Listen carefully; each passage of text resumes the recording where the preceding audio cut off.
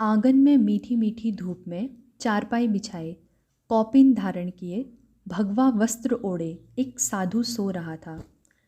मुंशी जगमोहन लाल का मन खटक गया। फैज़ अली इन महाशय के विषय में इतनी बार बता चुके थे, किंतु जगमोहन को जैसे आज तक विश्वास ही नहीं हुआ था। फैज़ अली के घर में एक हिंदू साधु, जिस निर्द्वंद्व भाव से वह सो रहा था, उससे तो लगता था कि जैसे वह उसी का घर हो। कैसा होगा वह साधु जो एक मुसलमान के घर में टिका हुआ है? और फैज़ अली को क्या हो गया है कि वे एक हिंदू साधु को अपने घर में सुलाए हुए हैं? फैज़ अली ने जगमोहन को सम्मानपूर्वक अंदर बैठाया। यह साधु कुछ पता लगाया? क्या पता लगाना है? पहुँचे हुए दरवेश हैं, फैज़ अली ने बड़े सम्मान से कहा। बीहड़ सा नाम है, ठहरिए मैं बताता हूँ। फैज़ अली ने श्रमपूर्वक उच्चारण किया। विविदिशानंद अद्भुत साधु हैं। महाराज ने अनुमति दी है? जगमोहन ने पूछ ही लिया। नहीं तो महाराज को तो सूचना भी नहीं है, वे मेरे निमंत्रण पर आए हैं। वकील साहब, जगमोहन ने गंभीर स्वर में कहा, जमाना कैसा जा रहा है, उस पर भी आपने एक अपरिचित साधु को महाराज की हवेली में ठहरा रखा है। आजकल कितने चोर उचक्के साधुओं का वेश बनाए घूमते हैं। ये उनमें से नहीं है, फैज़ अली ने दृढ़तापूर्वक कहा। कोई सच्चा साधु दिन में इस प्रकार नहीं सोता, जगमोहन लाल बोले। जानता हूँ, पर ये बंगाल के हैं। समय मिले तो वहाँ दोपहर के भोजन के पश्चात थोड़ा विश्राम करने का प्रचलन है। कभी कभी एक आध झपकी भी ले लेते हैं। फैज़ अली अपने स्थान से टस से मस नहीं हुए। आपको ये सज्जन कहाँ टकरा गए? फैज़ अली ने सारी गाथा सुना दी। गुफा? जी, वे पहाड़ की एक गुफा में रहकर तपस्या कर रहे थे, चंपा गुफा में। मैं स्वयं वहाँ जाकर कई बार उनसे मिला, उनसे अल्लाह की चर्चा की। मैं उनका मुरीद हो गया। वे जिस प्रकार प्रभु की चर्चा करते थे, उससे मेरे मन में भी एक प्रकार का उल्लास जागता था। मेरा ज्ञान बढ़ता था और भक्ति में वृद्धि होती थी। लगता था उन्होंने ईश्वर का साक्षात दर्शन किए हैं, जैसे ईश्वर उनके सम्मुख खड़े हों। मैं उनके प्रति श्रद्धा से इतना भर उठा कि मेरे मन में एक प्रबल कामना जागी कि मैं उनकी कोई सेवा करूं। और वे किशनगढ़ कोठी में आ गए। नहीं, मैंने उनसे कहा कि वे इतनी कृपा करें कि मुझे कुछ करने का अवसर दें। फैज़ अली बोले। स्वामी ने कहा, सचमुच कुछ करना चाहते हो तो मेरी इस गुफा में कपाट लगवा दो। गुफा में कोई सोने चांदी का भंडार था क्या? जगमोहन ने कटाक्ष किया। नहीं, वर्षा ऋतु आ रही थी और गुफा में कपाट नहीं थे। उनकी बात सुनकर मैंने भी कहा, आप यहाँ इस छोटी सी खोह में इतने कष्ट में क्यों रह रहे हैं? मेरे पास इतनी बड़ी हवेली है और मैं नौकर चाकरों के साथ वहाँ अकेला ही रहता हूँ। आप मेरे साथ ही क्यों नहीं चलते? मैं आपके भोजन के लिए अलग से प्रबंध करवा दूँगा। वे हंसे, बोले, उसकी आवश्यकता नहीं है, मैं वही खाऊंगा जो तुम खाओगे। मेरे लिए इससे बड़ी प्रसन्नता और क्या हो सकती थी। मैं उन्हें अपनी पलकों पर बैठाकर ले आया। अब जब उनकी मौज होती है, वे चर्चा करते हैं, तो ऐसा सत्संग होता है कि मैं आपसे क्या कहूँ। कहाँ से आए हैं? मैंने नहीं पूछा, वैसे रहने वाले बंगाल के हैं। कहाँ जाएंगे? मैंने पूछा नहीं। जगमोहन लाल के मन की गांठ खुल नहीं पा रही थी। उन्होंने अनेक साधु सन्यासी देखे थे। महाराज को तो साधुओं की सेवा का व्यसन ही था। किसी साधु के विषय में सुनते तो तत्काल उनसे मिलने के इच्छुक हो उठते, किंतु हिंदू साधु और एक मुसलमान के घर? स्वामी जी अपनी नींद पूरी कर उठे। जगमोहन ने उनका स्वर सुना, शिव शिव। वे भीतर आए।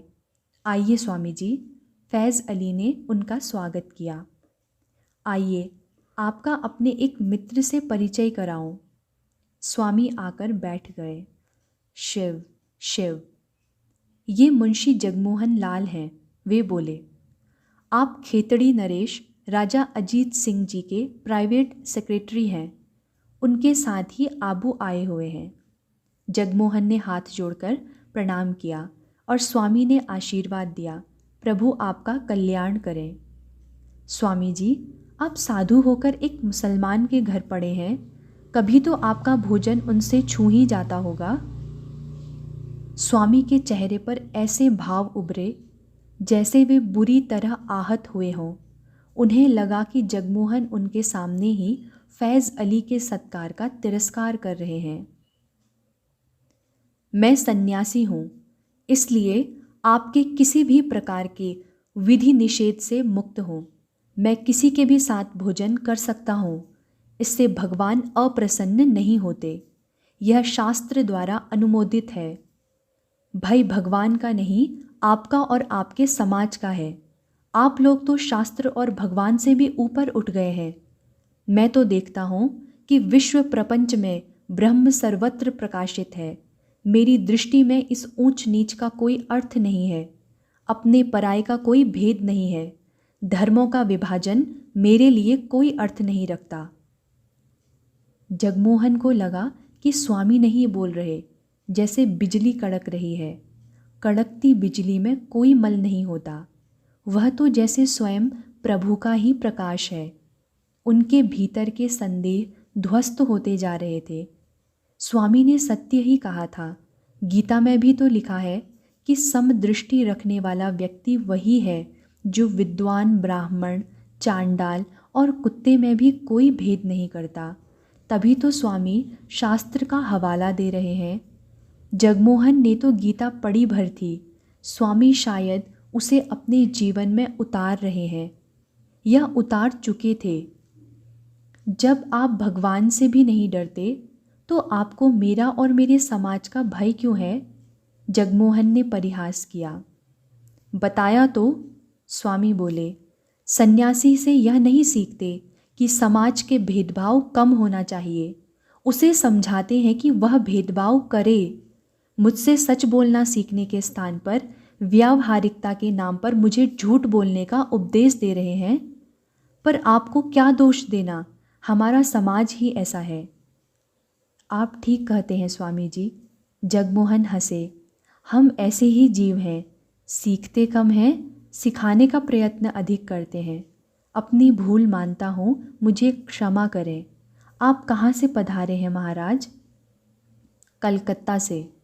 कहाँ जाएंगे? जाना तो द्वारका था, किंतु प्रभु ने मना कर दिया, इसलिए यहीं ठहर गया। नहीं जानता आगे कहाँ जाऊंगा। प्रभु ने मना कर दिया?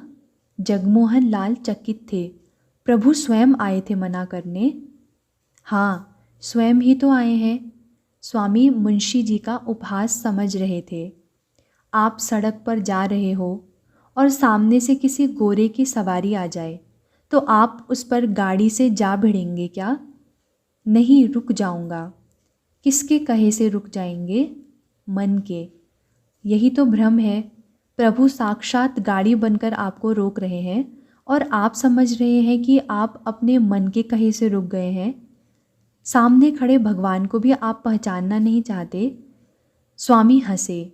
मैं द्वारका जा रहा था और मेरे श्याम अपने साक्षात श्यामल वेश में मेघ बनकर सारे पश्चिमी तट पर बरसने लगे।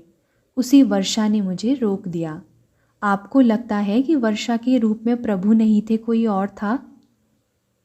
आप ठीक कह रहे हैं स्वामी जी। जगमोहन लाल लज्जित से हो गए। अब आप मेरी एक प्रार्थना स्वीकार करें। क्या? आप महाराज खेतड़ी, हमारे महाराज अजीत सिंह जी को भेंट का दान अवश्य दें। आप उनसे मिलकर प्रसन्न होंगे। पर सन्यासी को राजा से क्यों मिलना चाहिए? स्वामी ने कहा। आप यह तो नहीं सोच रहे कि मैं महाराज से कुछ पुरस्कार पाकर प्रसन्न होऊंगा या महाराज मुझे कुछ देकर प्रसन्न होंगे? नहीं, महाराज आपका उपदेश सुनकर प्रसन्न होंगे। वे अत्यंत धर्मनिष्ठ राजा हैं। जगमोहन रुके। इस समय राजपूताना के सारे राजाओं में धर्म का वैसा मर्मज्ञ और कोई नहीं है। उनका चरित्र सबसे उज्ज्वल और पवित्र है। यह सत्य है तो मुझे उनसे अवश्य मिलना चाहिए। किंतु स्वामी रुक गए। किंतु क्या स्वामी जी? राज दरबार के शिष्टाचार का निर्वाह करने के लिए झूठ नहीं बोलूँगा। कोई अप्रिय सत्य बोल बैठा तो महाराज रुष्ट होंगे। मेरा कुछ नहीं बिगड़ेगा, किंतु वे कष्ट पाएंगे। नहीं, ऐसा कुछ नहीं होगा। महाराज को चाटुकारिता प्रिय नहीं है। वे सत्य के अन्वेषी हैं। कठोर से कठोर सत्य बिना रुष्ट हुए सुन सकते हैं। यह एक प्राइवेट सेक्रेटरी द्वारा अपने प्रभु की प्रशस्ति नहीं है तो मैं उनसे मिलना चाहूँगा। महाराज से कब का समय लूँ? जगमोहन ने पूछा। परसों। स्वामी बोले, मैं 4 जून को आऊँगा। जगमोहन प्रणाम कर विदा हो गए। मन में कहीं यह भाव जाग रहा था कि फैज़ अली मुसलमान होकर भी कितना भाग्यशाली था कि स्वामी जी का साथ पा गया, और वे साधुओं पर संदेह ही करते रहे। ऐसे संदेह में पड़े रहेंगे तो श्रद्धा कैसे जागेगी, और श्रद्धा न हुई तो भक्ति कहाँ से आएगी? भक्ति ही नहीं होगी तो प्रभु के दर्शन कहाँ से होंगे? यह सारा जन्म बीत जाएगा और वे इसी प्रकार राजाओं के प्राइवेट सेक्रेटरी ही बने रहेंगे। स्वामी की चाल गर्वीले सिंह की सी थी। उनके आसपास कोई ऐसा दिव्य परिवेश था कि राजा भी उनके सामने अकिंचन लगने लगते थे। वे निकट आए और मैत्रीपूर्ण भाव से मुस्कुराए। अजित सिंह ने आगे बढ़कर उनके चरण छू लिए। प्रभु आपको दिव्य विभूतियों से संपन्न करें राजन, स्वामी बोले। किंतु चरण छूने से पहले यह परीक्षा तो कर ही ली होती कि जिसके चरण छू रहे हैं वह व्यक्ति चरण स्पर्श के योग्य भी है। राजा ने अपने हाथ जोड़ दिए। आप तो उसके सर्वथा योग्य हैं, पता नहीं मैं उसके योग्य हूँ या नहीं। साधु राजन, साधु, स्वामी के मुख से अनायास ही निकल गया। मुझे लगता है कि मैं ठीक स्थान पर आ गया हूँ। ठीक स्थान? आपको आश्रय चाहिए क्या? आश्रय तो प्रभु देता है, स्वामी बोले।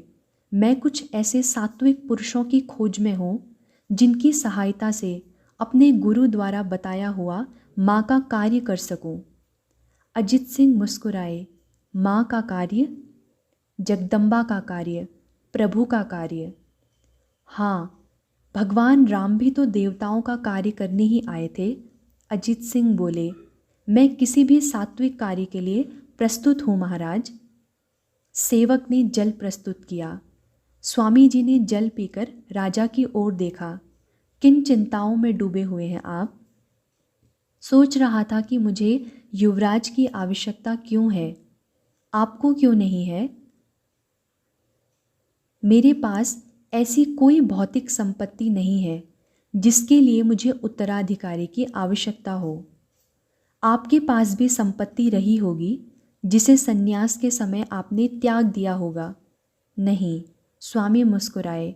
मैं अपनी संपत्ति अर्जित कर सकूं, इससे पूर्व ही प्रभु ने मेरे पिता की सारी संपत्ति का हरण कर मुझे भिक्षुक बना दिया था। मेरे लिए संकेत पूर्णतः स्पष्ट था। प्रभु स्वयं मुझे कह रहे थे कि मेरे सम्मुख सन्यास के अतिरिक्त और कोई मार्ग नहीं था। आप धन अर्जित तो कर सकते थे, उसकी भी सुविधा प्रभु ने नहीं दी। स्वामी बोले। नौकरी खोज रहा था, उन्होंने मुझे नौकरी नहीं दी। आप उसके लिए ईश्वर से रुष्ट नहीं हैं? राजा पूछे बिना नहीं रह सके। संसार में लोगों को इतना कुछ दिया और आपको कुछ नहीं दिया, प्रभु के पास किस पदार्थ का अभाव है? स्वामी हंसे। उसकी कृपा है कि उसने मुझे माया जाल में बंधने से बचाए रखा। कवच के समान मुझसे लिपट गया और माया को पास फटकने नहीं दिया। मैंने सदा उससे भक्ति, विवेक और वैराग्य मांगा है, धन तो कभी मांगा ही नहीं। उसने तो मेरी ही इच्छा पूरी की है। राजन, आप जानते हैं कि द्रौपदी के पास कृष्ण भक्ति की अद्भुत संपदा थी। जानता हूँ, उनके पुकारने मात्र से श्री कृष्ण साक्षात उपस्थित हो जाते थे। कैसे मिली यह संपदा? स्वामी के स्वर में भावावेश था। परीक्षा के पश्चात ही तो उसके पतियों का राज्य छिन गया। वे दुर्योधन के दास हो गए। राजसभा के मध्य द्रौपदी को अपमानित किया गया। उसे निर्वस्त्र करने का प्रयत्न किया गया, किंतु वह तब भी कृष्ण को ही पुकारती रही। तभी तो श्री कृष्ण आए। स्वामी ने पुनः राजा की ओर देखा। भगवान अर्जुन के सारथी बने, उसको गीता का उपदेश दिया। क्यों अर्जुन इतना प्रिय था श्री कृष्ण को? अजित सिंह ने कुछ नहीं कहा। वे एकटक स्वामी की ओर देखते रहे, क्योंकि अर्जुन को श्री कृष्ण को त्याग कर संसार में कुछ नहीं चाहिए था।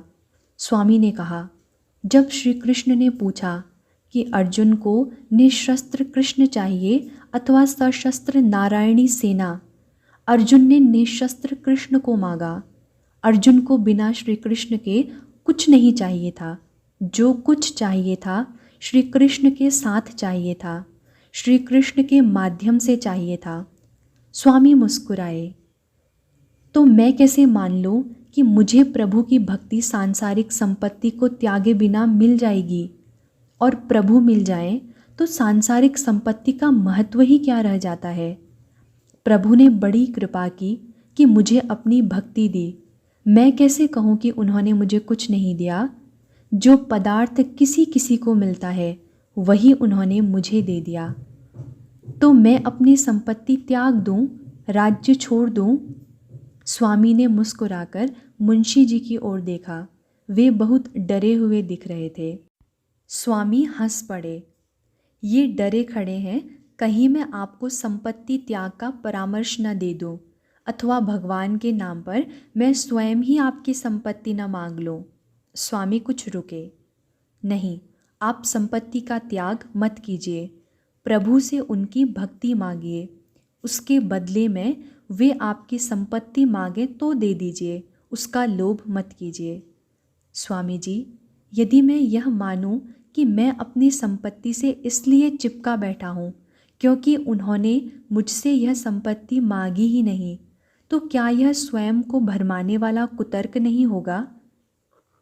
नहीं, संपत्ति प्रभु की है, आप तो उसके भंडारी भर हैं। स्वामी बोले, उसे चाहिए होगी, अपने आप ले लेगा।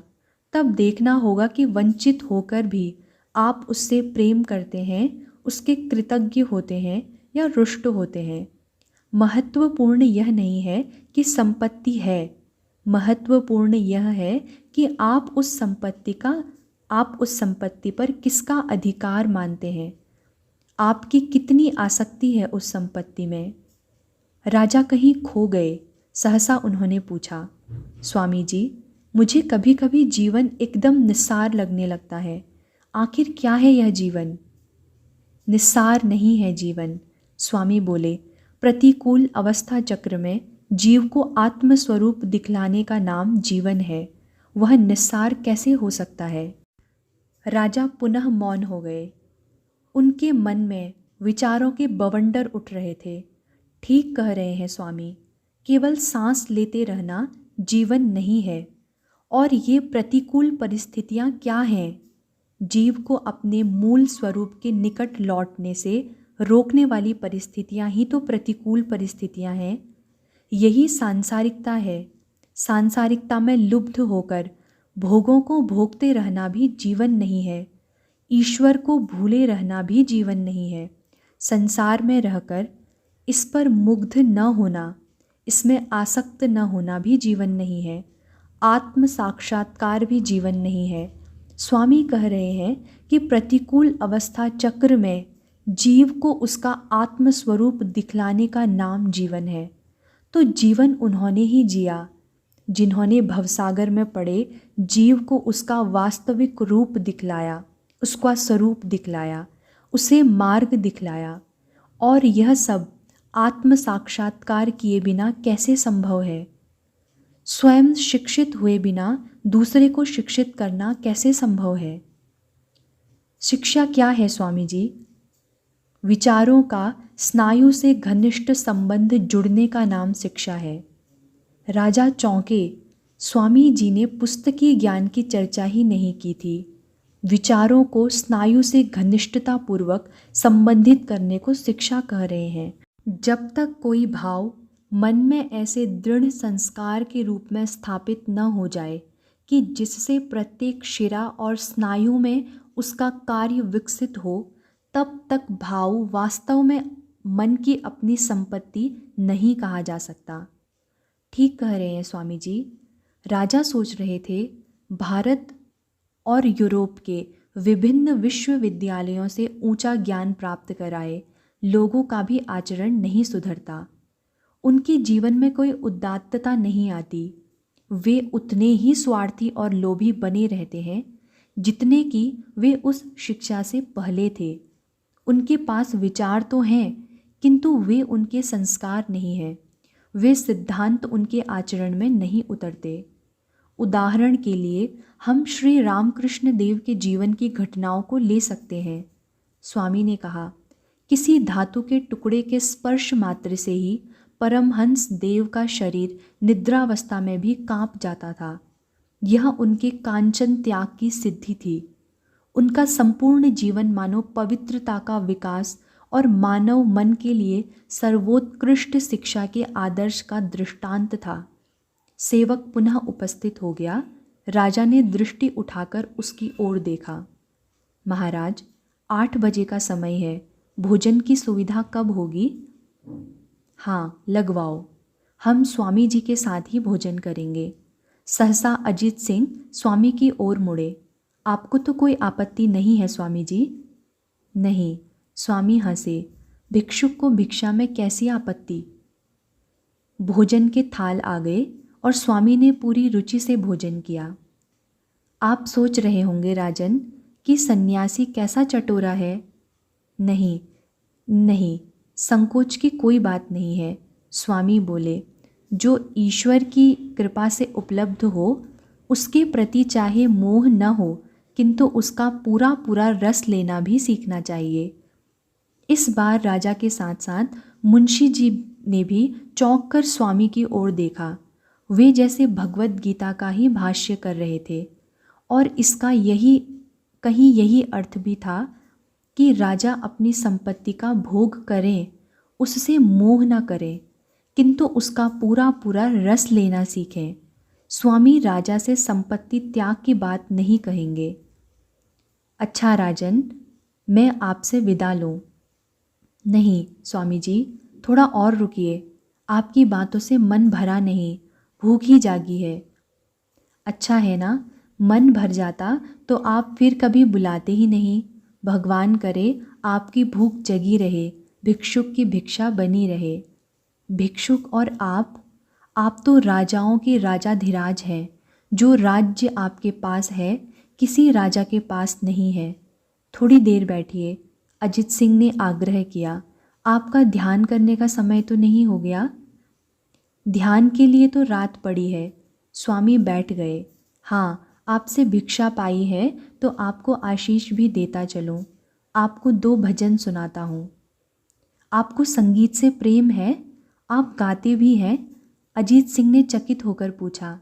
गाता नहीं हूँ, भगवान का स्मरण करता हूँ। स्वामी राजा के उत्तर के लिए नहीं रुके। उन्होंने गायत्री मंत्र से आरंभ कर ईशावास्योपनिषद के मंत्रों का संगीतमय उच्चारण किया और फिर गाया।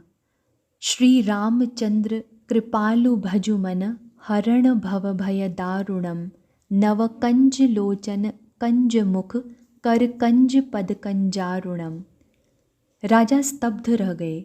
ऐसा संगीत तो उन्होंने जीवन भर कभी नहीं सुना था। और स्वामी कह रहे थे कि वे केवल भगवान का नाम लेते हैं। शायद इस कोटि का संगीत ही भगवान का नाम लेने योग्य होता है। वे कुछ कहते इससे पहले ही स्वामी उठ खड़े हुए। चलता हूँ राजन, आपकी घड़ी बता रही है कि 11 बज गए हैं। आपने अपना नाम तो बताया ही नहीं स्वामी जी। अजित सिंह अभी भी जैसे उनके संगीत के सम्मोहन से मुक्त नहीं हुए थे। सन्यासी का क्या नाम राजन, नाम और रूप का संसार ही तो माया का संसार है। फिर भी स्वामी जी, राजा जैसे घबराकर बोले, आपको खोजा कैसे जाएगा? मैं खो जाऊं तो ही तो आप मुझे खोजेंगे। सन्यासी ने हंसकर कहा, अभी तो मैं खो नहीं रहा, वहीं किशनगढ़ भवन में समाधि लगाऊंगा। फिर भी स्वामी जी, आप मुझे विविदिशानंद के नाम से खोज सकते हैं। कल दर्शन दीजिएगा, अजित सिंह ने कहा। प्रातः आइएगा, संध्या के पश्चात तो समय ही नहीं बचता है। भगवान आपको सुखी रखे। स्वामी ने हाथ उठाकर आशीर्वाद दिया और बाहर की ओर चल पड़े। अजित सिंह को स्वामी याद आ गए। उन्हें आश्चर्य हुआ। स्वामी को उनके चुरूट पीने पर कोई आपत्ति नहीं थी। वे तो स्वयं भी कभी कभार एक आध चुरूट का सेवन कर लिया करते थे। पिछले कुछ ही दिनों में परिचय में वे लोग एक दूसरे के कितने निकट आ गए थे, जैसे वर्षों से एक दूसरे के मित्र हों। कभी कभी तो उनमें राजा और सन्यासी का भेद भी नहीं रह जाता था। यह समझना भी कठिन हो जाता कि उन दोनों में से कौन राजा है और कौन सन्यासी। स्वामी में अनेक बातें राजाओं की सी थी और अजित सिंह अनेक बातों में स्वयं को सन्यासी ही पाते थे। वे दोनों जैसे एक दूसरे की सहायता के लिए जन्मे थे, एक दूसरे के पूरक होकर। अजित सिंह को संगीत अत्यंत प्रिय था और स्वामी को संगीत का न केवल अगाध ज्ञान था, वरन वे दिव्य कंठ लेकर जन्मे थे। स्वामी ने उन्हें हारमोनियम थमा दिया था। वे हारमोनियम बजा रहे थे और स्वामी वेदों की ऋचाएं गा रहे थे। वे सारी रात इसी प्रकार गाते बजाते और एक दूसरे के संगीत का रस लेते रहते कि अजित सिंह ने देखा कि उनके दास दासियां आसपास घिर आए हैं। वे संगीत की पवित्रता से भी आकृष्ट हुए हो सकते हैं और राजा की प्रसन्नता पाने के लिए भी। किंतु दूसरे दिन मुंशी जी ने संकेत किया कि अपने महाराज को एक सन्यासी के लिए हारमोनियम बजाते देखकर वे लोग दंग रह गए थे। वे समझ नहीं पा रहे थे कि उनके राजा इतने साधारण व्यक्ति कैसे हो सकते हैं। प्रजा कुछ भी समझे, अजित सिंह उस प्रकार के विशिष्ट व्यक्ति नहीं होना चाहते थे जो हाथी दांत की मीनारों में रहते हैं। उन्हें संगीत भी प्रिय था और स्वामी भी। कितनी बार उनकी इच्छा होती कि हारमोनियम लेकर किसी मंदिर में जा बैठे और रात भर प्रभु को रिझाने के लिए गाते रहें। वैसा तो वे कभी कर नहीं पाए, किंतु एकांत में अपनी कविता की पंक्तियां गुनगुनाते रहते थे। पिय बिन मोकु कछु ना सुहावे, तड़फत जिय अति ही अकुलावे। स्वामी ने भी उनका यह गुनगुनाना सुना था। वे इन पंक्तियों पर ऐसे रीझे कि हारमोनियम लेकर स्वयं ही उन्हें गाने बैठ गए। और जब वे अंतिम चरण पर पहुँचे, मरण न देत आस मिलबे की, तो ऐसे मगन हुए कि उस पंक्ति को गाते ही चले गए। कितने प्रकार से घुमा फिराकर संगीत की कितनी ही बंदिशों में लगा कि जैसे वे किसी आवेश में हों। अजित सिंह ऐसे ही साधारण व्यक्ति होना चाहते थे जो चौराहे पर खड़ा होकर गा सके, मरण न देत आस मिलबे की। उन्हें यही पीड़ा खाई जाती थी कि वे साधारण व्यक्ति होकर क्यों नहीं जन्मे। अजित सिंह स्वामी के स्वागत के लिए बाहर निकल आए और उन्हें अपने साथ भीतर ले गए। आज कुछ नया व्यापार हो रहा है राजन, स्वामी हंसे। यह भी रियासती कारोबार है स्वामी जी, अजित सिंह बोले। चूँकि हम सिंह कहलाते हैं, इसलिए वन के सिंहों को मारना और उनका चर्म सुखाना हमारे कामों के साथ जुड़ गया है। हम सिंह को क्यों मारते हैं? स्वामी ने कुछ गंभीर होकर पूछा। वह हिंस पशु हैं, अजित सिंह बोले। उसे उसकी हिंसा का दंड मिलता है। इस दृष्टि से तो जो वन में जाकर सिंह का आखेट करता है वह भी हिंसा ही कर रहा है। उसे उसकी हिंसा का दंड मिलता है। मिलना तो चाहिए, पर हम हिंसा और उसके दंड के रूप में न सोचें। यह सोचें कि सिंह किसके लिए हिंस है। स्वामी हंसे। हम हिंस उसके लिए होते हैं जिससे हम भयभीत हैं, अथवा जो हमसे भयभीत है अतः हमारे प्रति हिंस्र है। तो उसका क्या समाधान है? अपने मन के भय और हिंसा को जीतना।